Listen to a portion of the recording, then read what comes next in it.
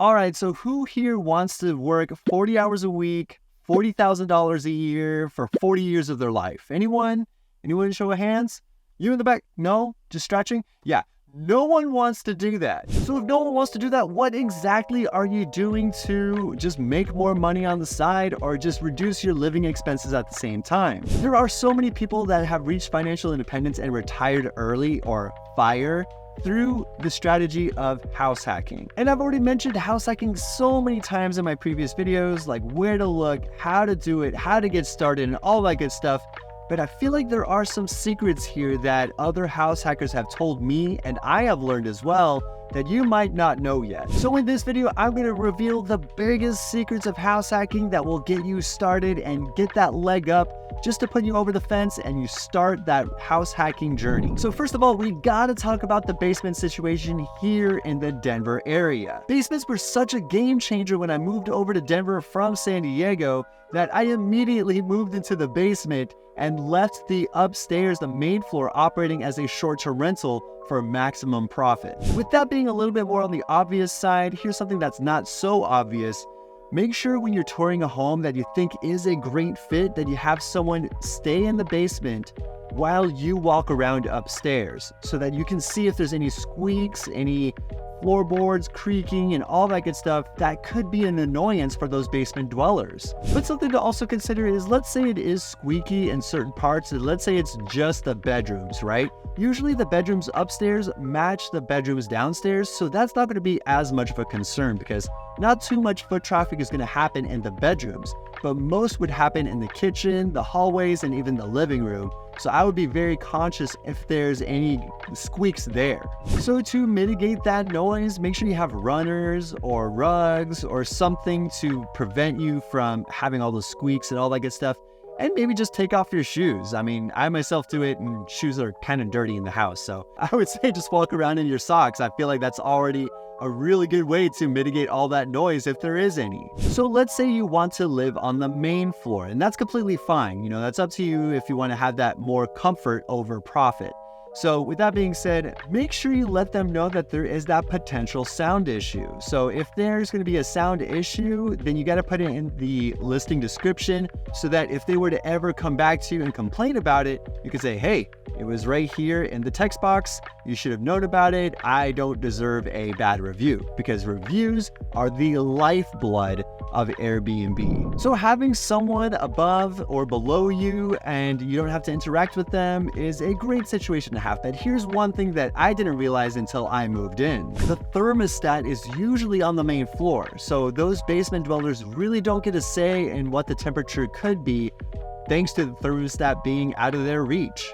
There are a couple of solutions for that, and one of my house hacking clients who's house hacking currently with an Airbnb in the basement has solved an issue, and I'll give you two options now. Number one, you can have a mini splitter in the inside in the basement so that they can have full control over what the temperature is like in the basement, and you could still operate the main floor accordingly with that temperature. It's small, it's effective, it's useful, but it is a bit pricey. I mean, you're looking at around $5,000 to $10,000 depending on how many mini splits you want to have in the basement. Or option two, and this is what my client did, because they don't have direct access to the thermostat, you can actually connect to the thermostat to a smart device like an Alexa or a Google Home. What's great about it is that it's useful, effective, not as pricey as those mini splits, and a lot of people already have those smart devices in their own homes, so they know how to operate them. So let's say the house is great, the layout is great, and all that good stuff, so the inside is great. But what about the outside? Let's say the parking situation. So make sure you be conscious of the parking situation. I mean, if there's a lot of on-street parking, that's great. But what's even better is that you have some of the driveway available to them and you take a picture of it, put it on the listing description. That way they know exactly where to park. I know for me, if I were to have a garage, I would be more keen on booking that place versus another place without a garage, just so that my vehicle is away from the elements, away from the weather. But if you don't have a garage or a driveway for them to park off street, if you do have on-street parking, be conscious of when those street sweeping hours are and no parking hours and all that good stuff. because your guest could have a ticket and that could just lead to a bad experience. And here's another tip with house hacking. Make sure you hit the subscribe, the like, and the notification bell so you don't miss any sort of Denver related house hacking content on my YouTube channel. And this is valuable information that I'm giving out to you for free. A lot of people would pay for this information through podcast, books, and all that good stuff.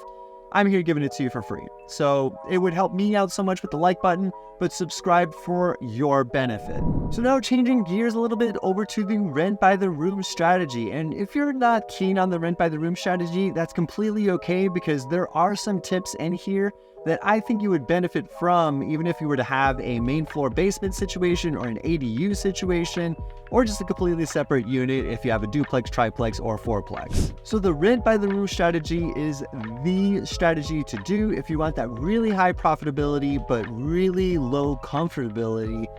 I would say if you just came out of college, and for my audience out there that just came out of college, keep up with that dorm style lifestyle and buy your first house, rent by the room, and you can make as much money as possible with that rent by the room strategy. So the first thing is make sure you live with someone that has aligned schedules with yours. For example, if you are working at night or have a night shift and the other person is working during the day, that means they're at home while you're trying to sleep. And it's just not going to be very conducive of, the schedules and quality of life and all that good stuff. So make sure that your guys' schedules are aligned. This is something that I bring up to a lot of my clients, is that, yeah, sure, they want to have as high profitability as much as possible. I mean, quality of life is here, and it is something that you got to keep in mind, because if you're just not enjoying it and you're just like, I hate my life right now, you are less likely to move on to the next property and keep house hacking year after year, which is the nomadic house hacking situation. Best way to get real estate, in my opinion, and that's what I did for my first 3 properties. So now let's say you do have all of these roommates. If you have like 5+ roommates, and with all that, people have their own food, their own lifestyle, and things like that, make sure you have 2 refrigerators. I found that to be super useful for a lot of my clients that have found that rent by the room strategy to be their lifestyle that they want to do. And then having 2 refrigerators, maybe one in the garage and one in the actual kitchen, it's just super useful for everyone. And speaking of garages and having the refrigerator in the garage, a lot of people will pay that extra premium for a garage space. So what I did with my San Diego property, I actually split it in half because it's a duplex. So one side gets the side of the garage and the other unit gets the other side. And I charge about $100 per month per side.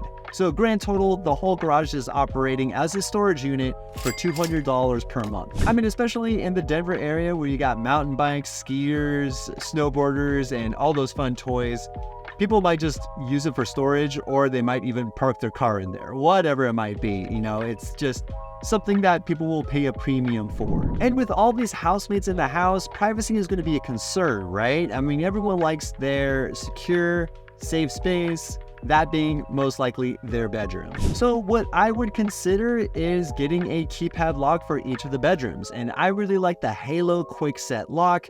You can set up all the codes on your phone, and you can see what those codes are. And if there's ever a turnover, all you got to do is just change it with your phone. No need to manually change it and actually have to be there on site in order for that to happen. The Halo Quickset is a great gift, which is, a lot of my closing gifts I give out to my house hacking clients is that Halo Quickset, and they swear by it as well. I find it to be super awesome. However, in some cases, it's just a little overkill. You don't need all that technology just for one keypad lock for one bedroom. And sometimes those bedrooms don't even have a deadbolt. So there are some locks out there that have a keypad that also doubles as a door handle. So with that in mind, I would recommend the Schlage Camelot. I think I'm pronouncing that correctly. It's SCHLAGE, Schlage, whatever it is. Super useful, and I give it out to one of my closing gifts, or as a closing gift to one of my clients, and he is ecstatic, and it's great. So whatever the case, do the research, find the right keypad that's right for you, and you'll be all set in no time. So with people that are moving in, and you got a lot of people moving in with a rent by the room strategy, you gotta prevent as many unnecessary fights as possible, and that usually comes with the space, the privacy, and all that good stuff. So what I would recommend is label which bedroom has certain storage within the kitchen. So for example, bedroom 1 has the top right side cabinets of the kitchen.